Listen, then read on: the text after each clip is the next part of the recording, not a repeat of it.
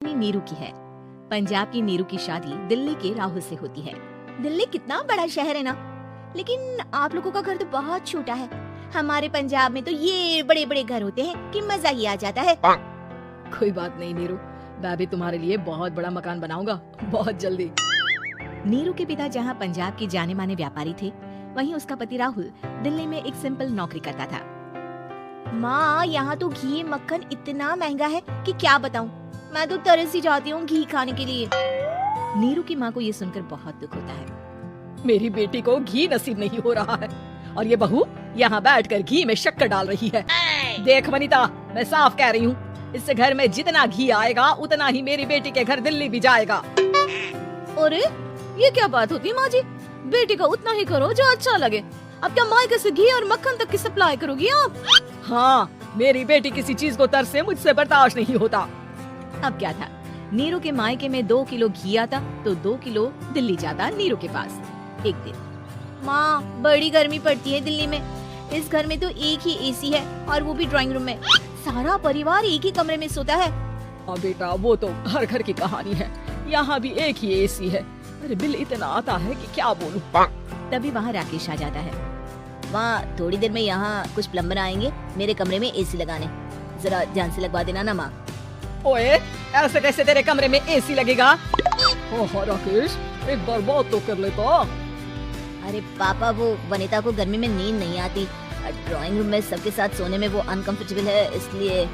अरे पूरे परिवार के साथ वहाँ तेरी बहन नीरू भी तो सोती है, वो नहीं हो रही क्या अनकंफर्टेबल? समझ रहा है ना? अगर एसी लगेगा तो एक दिल्ली में तेरी बहन के कमरे में भी लगेगा, तभी तू लगा सकेगा। राकेश वनिता को सारी बात बताता है। वनिता करती भी क्या, मन मार कर बैठ जाती है। माँ, ये लोग ठीक नहीं है, क्या करूँ मैं? अरे बेटी, यहाँ आ जा तू, यहाँ आकर रह ले। अरे छोड़ दे ऐसे पति को। कैसे छोड़ दूँ माँ? समाज क्या कहेगा, लोग क्या कहेंगे? वैसे भी मेरा एक बेटा है मयंक। अरे हटा बेटा, तेरी उम्र ही क्या है, इतनी परेशान रहेगी तो काम कैसे चलेगा।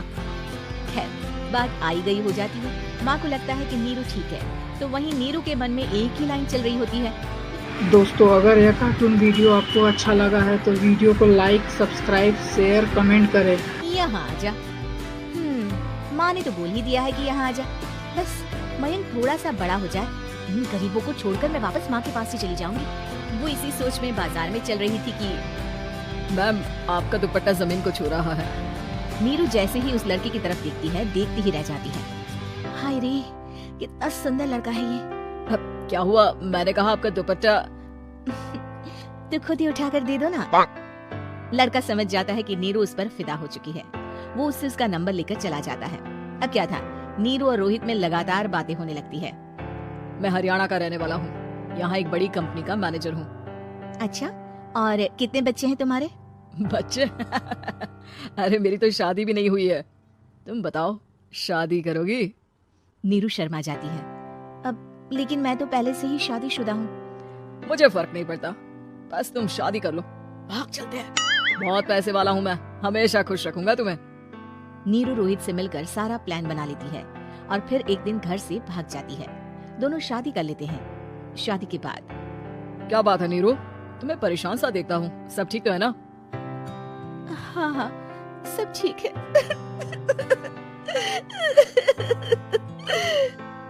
ये कहते कहते ही वो रोने लगती है। अरे क्या हो गया, रो क्यों रही हो?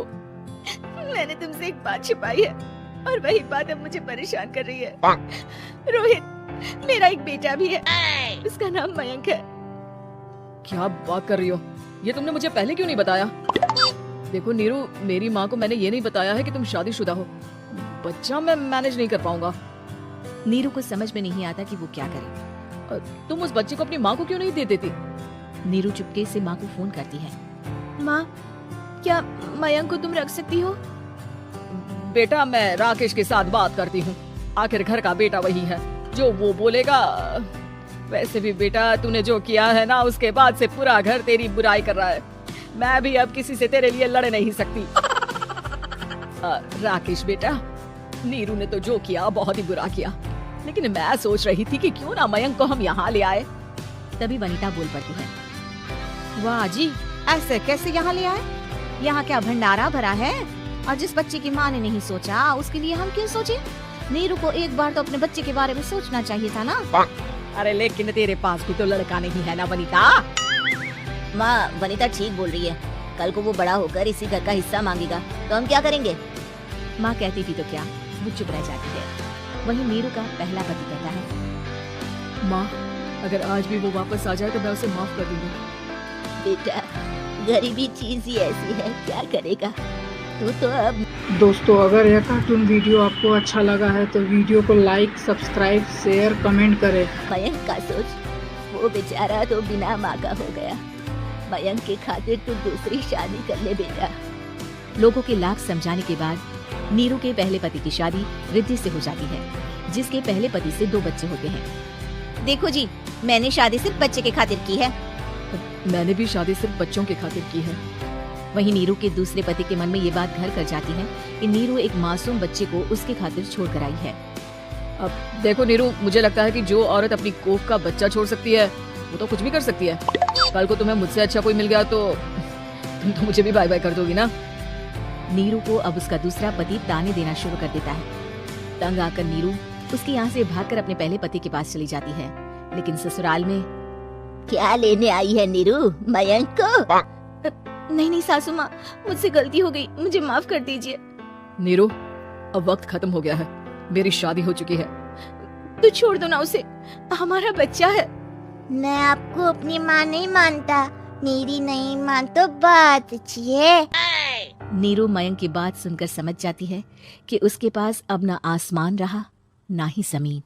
दोस्तों, अगर यह कार्टून वीडियो आपको अच्छा लगा है तो वीडियो को लाइक, सब्सक्राइब, शेयर, कमेंट करें।